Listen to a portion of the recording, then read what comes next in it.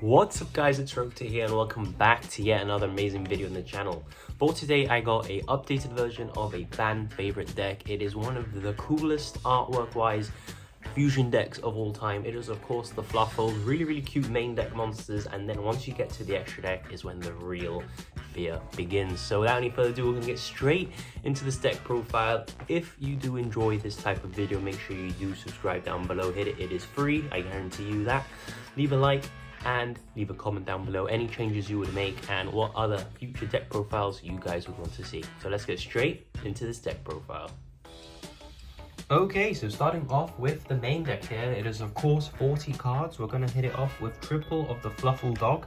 He is the rotor for the Fluffal archetype. He can add you a Fluffal monster or an Edgimp Sabers, so really useful card. And basically your main normal summon, he triggers a normal or special along with your Fluffal Penguin. If you don't know what Penguin does, he's probably the strongest Fluffal monster in the fact that once per turn during the main phase, you can special summon a Fluffal monster from your hand, except Penguin, and when he is used as fusion material, you will be drawing 2 cards and discarding 1. So that is a really insane effect. The fact that he's water level 4 will be coming up later. If you haven't guessed it already, stick around to find out. We have triple of the Fluffal Bear. Now he's basically just your 4th, 5th and 6th copy of Toy Vendor. Toy Vendor is the heart and soul of this deck. It is not a once per turn card in either the drawing and discarding or the searches. So Fluffal Bear giving you access to more Toy Vendors is always an amazing thing. For a 2 of here, we have 2 Fluffal Wings. Now we're playing 2 Fluffal Wings because I found that 3 was really cloggy, and that 1 you'd sort of be wanting another wings in your deck to be able to do the combos. So the combos, and this is in the grave, and you control a Toy Vendor, you banish it and another Fluffal, you draw a card and send Toy Vendor to the grave, draw another card, and then Toy Vendor will be able to trigger getting you a search. So it's essentially a draw 2 and a search, which is extremely powerful. I don't think any other deck in YuGiOh can say that one of their combo lines is draw 2 and search whatever you want while doing your combo lines. So that's really cool. And I don't think you should play a 3rd because we are playing, of course, the 1 Fluffal Octopus. Apart from this card being extremely cute, it has a really good effect in that when it's normal or special, it gets your Fluffal or Edgimp back into your hand. And when it's sent to the grave as a fusion material, you can target 2 of your banished monsters and return them to the grave. So this gives you basically some little recursion with your Fluffals, and the reason why you don't need to be playing triple of the Fluffal Wing. For another one of here, I don't see many people playing him. I'll put him here for the glare. It's the 1 Fluffal Owl. I think Owl is still really good in this deck because on normal, it gets you the Poly. And the Poly is a really good card. And he himself, I think 500 life points, becomes a Poly. So instead of playing 3 Polymerization, I'm playing 2 Poly and an Owl, because Owl counts as your 3rd searchable Poly and gives you access to a normal Poly as well. So I feel Owl is a really cool card, and at 1 it's perfect. Along with the 1 Fluffal Dolphin. Dolphin is just really useful. Basically sets your Toy Vendor from the grave, sets it back to your field, and you can activate it and go again, and is really nice. Once it's used as fusion material, you can get a Poly and basically, or any fusion spell, and just put it back into your deck. So again, more recursion. And for the last one of the Fluffal, we have the 1 Fluffal Cheat. Really good extender. If you control a Fluffal monster, you special summon this card from your hand.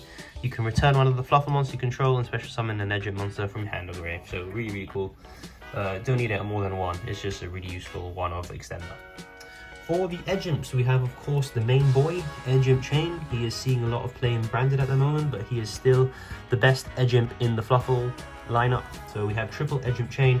This card is absolutely cracked. When it's sent from the hand to the graveyard, you can add a Frightful card from your deck to your hand, and that basically gives you access to Frightful Patchwork, which is an insane +1. So Edgimp Chain also has that niche effect that when you declare an attack, you can add another copy of itself, so can get you extra advantage. For our hand trap, we have double of the Edgimp Scythe. This is essentially just a really useful card.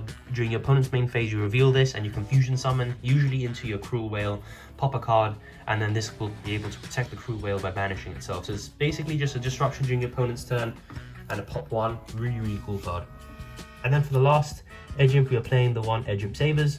We all know what Edgimp Sabers does. He's actually seeing used to see a lot of play in BA since he's a Fiend level 3. But if he is in the graveyard, you can place 1 card from your hand to your deck and special summon him out. So really nice. So that is it for the monsters. Let's move on to the spells. We of course have triple of the Frightful Patchwork. This card, guys, is probably the most powerful card that Fluffal and Frightful archetype have. It is essentially, when you activate these, you add an Edge monster and the polymerization from the deck to your hand. So for one card you get 2, and one of them is an Edge Imp, which gets you more cards. Like for example, Edge Imp Chain, you can then poly it, grab another sort of Frightful card, and it's just a really, really cool card. And I wouldn't recommend playing this at anything less than 3. The heart and soul of the deck, we have Mr. Toy Vendor. Really, really cool card. I love the artwork as well. And if you don't know what this is, once per turn discard a card, which will trigger your Chain and other Fluffal and Frightful cards. You can show it, draw a card, show it, and then if it's a Fluffal monster, you immediately special summon it. So that's really, really cool. If it's not, it goes to the grave, which you don't matter. And then if this card is sent to the grave, you can add an Edge of Sabers or Fluffal monster from your deck to your hand. The cool bit about this card is none of it is once per turn, so you can essentially do this up to 2, 3, 4 times during your main combo, and it's absolutely insane. All the going second cards, because this is an insane OTK deck. We have triple of the Forbidden Droplet. This card is amazing in this archetype. This card actually triggers your Toy Vendor, triggers your Edge Imp Chain, gets you cards in the grave that you want there. This card is, it should be called Fluffal Droplet because it's absolutely insane. So this is, as you know, Forbidden Droplet, one of the most versatile going second cards in the game. Sadly, it's really expensive, which makes this profile not very budget friendly. If you can't afford Forbidden Droplet, you can play Triple Raigeki. It basically does the same thing, but just a bit worse than Forbidden Droplet. For 2 odds, we have double of the Foolish Burial Goods. This is strictly to send Toy Vendor. You can even send your Frightful Repair, I believe, but it's usually sending your Toy Vendor to trigger its effect and get a surge. So this is just basically rotors. For a cool tech I've seen that not many people are playing, I'm playing double of the Sales Ban. This is why, as you notice from the monster lineup, I'm not actually playing the Fusion Destiny package or Scythe. Why? Because you can Sales Ban, call DPE, and then basically they either have to use DPE immediately, and then they won't get the graveyard effect, or they just leave their DPE there, and then you can absolutely go ham on them and destroy it during your combos. So I feel Sales Ban is extremely versatile card. You can always call Hand Traps as well. If you really need that Frightful Patchwork to go through, you go Sales Ban, call Ash, and then it will pretty much go through 100 times out of 100. So really, really cool card. We're playing, as I said before, the double poly. I don't think you need 3 if you play the Owl, and I don't want to be clogging on these polys. They are, of course, sort of searchable with the Frightful Patchwork and the Owl, so 2 is fine. We're playing the 1 Call by the Grave, just really useful to get over those hand traps, push through those boards, and essentially OTK them. This is a card I've been testing out. I've had mixed feelings about it. It is the Frightful Reborn. It's actually a really expensive card for no reason. And what this is essentially a worse Monster Reborn, but it's searchable, which is why I'm playing it. And this card combos really, really well with Frightful Saber. I can't remember his name. I'll tell you now when I get to the extra deck. Combos really well with Sabertooth, that's the name. And you can reborn it, and then he will reborn something as well. So that gives you an immediate link to. Or if you fusion summon him normally, revive a Frightful, go into your cross sheep, activate Frightful Reborn, bring back the Sabertooth, and then bring back something else, because none of the Frightful fusions are usually once per turn. So that is why I feel Frightful Reborn. You could test out Monster Reborn instead, but I feel since it's searchable, sometimes it's actually better and sometimes it's worse. So I'm a bit 50-50 on it. For another card we're playing here, we have the 1 Frightful Fusion. This card is absolutely insane. Miracle Fusion, essentially, fusion from the grave, and helps a ton in your OTKs. And then for the last card, it is the 1 Frightful Repair. This card, you only really use it for the graveyard effect. You want it in the grave so you can banish it, and it basically just, you can special summon the Fluffal legit monster from your hand. It just becomes a cool extender.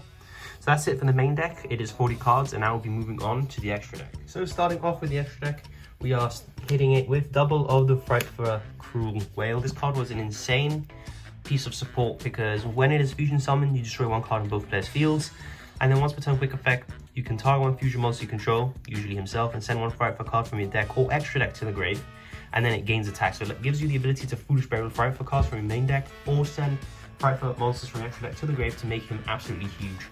So that's really cool. And we have the 1 Kraken, Frightful Kraken. I don't feel like you need more than 1 of him. Once per turn, he sends a card to the grave. Again, that isn't once per turn. He can't attack directly until he does that, but he can attack twice during each battle phase and then switches himself to defense. If you use his effect, get him in the grave and reborn him, you can do his effect again, which is really, really cool. We have one of the Frightful Tiger. This card is really cool because on summon it will blow up cards on the field equal to the number of materials used for a fusion summon, and he gives a nice little boost. He gives 300 per every Frightful or Fluffal card on the field, so it really gets your fusions up there in numbers and helps you go for those really cool OTKs. I mentioned him before, Frightful Sabertooth. You make him because he's a monster reborn, and if you use 3 or more materials, he cannot be destroyed by an opponent's card effect, which is kind of cool. He can be protected by DPE. And he's really good into getting into your link plays because you summon him, revive something, go into your cross sheep, and then, for example, if you have your Frightful Reborn, you bring him back, use his effect again, bring something back, and then you got a link to, and you got a cross sheep that will trigger off his summon, so you get another body, and then you get his, you end up with like 5 monsters just off him, which is really cool. That's why I'm playing him. We have the one Frightful Wolf. This I actually use a surprising amount of times. He's usually my main OTK. I'll just make him using like 5 or 6 Fluffals since it says 1 or more. So I'll use like the Frightful Fusion to fusion by banishing the materials. And what I'll do is I'll make him have 5 or 6 attacks during the battle phase, and he's 2k. So boom, attack loads of times in OTK. That's it for the fusion lineup. Let's move on to the quick link lineup. We have one Underworld Goddess. You get a lot of monsters on the board, and I feel like Underworld Goddess is a slept on card. It basically just absorbs one of your opponent's monster for link summon, doesn't send it to the grave, it's counted as using it as link material. DPE won't be able to come back. You have your Red Eyes Dark Dragoon, even though they can't be targeted, it doesn't matter. Any sort of towers can be linked off with this, and then when it's on the field, it is a one-sided skill drain for your opponent, and then can negate the effect of a card that would monster reborn something. So it can negate your the Dark Charmer, for example, which is really nice, and it is unaffected by cards that do not target it. So really cool card. I feel like it's really slept on, and I think you should be playing it. For the link 4, we have Appaloosa. This is if you're forced to go first. The deck doesn't really have many options going first, so you can make your Appaloosa. Usually for going second, you'll be making your access code as well, help with those OTKs. Appaloosa doesn't really come up too much with 4 negates. You can make it, but usually going first, you're not in the best of spots with this deck. You have one Nightmare Unicorn and the one Nightmare Phoenix. This is just the Nightmare package. I feel you can link climb with your cross sheep into the Unicorn and then into your access code. And the Phoenix is just for some back row. We have the cross sheep. This card, I feel, is basically a Fluffal in its artwork, and really useful for getting those monsters back on the board and help you make your Bahamut, Shark, and Totally Awesome plays that are coming up. We have the one Tornado Dragon. As you can see, we're not main decking any back row removal. We do have the spell card that you can call Mystic Mine and negate it, and then you can pop it with monster effects. But apart from that, we haven't actually got any solid back row removal, so Tornado Dragon. And then we have the Shark and the Toad, since your Penguin is level 4 and your Dolphin is level 4. That is the end of the video, guys. I hope you guys did enjoy my take on the improved Fluffal deck profile. We did have a deck profile around a year ago now. I thought it was time to bring out the Fluffals and destroy people going second, so I've done exactly that. If you guys do have a different build, please let me know in the comments. You can post your deck list. Loads of people will be able to see it, and it will help them out. And it will also help me out potentially if there's some text. I know that there's that spell card which lets you search your Penguin. It's such as any Penguin card. I just felt like I shouldn't be playing that. I should be playing cards that are just amazing going second, like Forbidden Droplets and things like that. But can definitely try out the Penguin card, and that is it. So if you are new around here, make sure you do subscribe. Don't be like that 95% of people who aren't subscribed, even though the subscribe button is free. I promise you that. Leave a like, comment down below, and I'll catch you in the next video. It's time!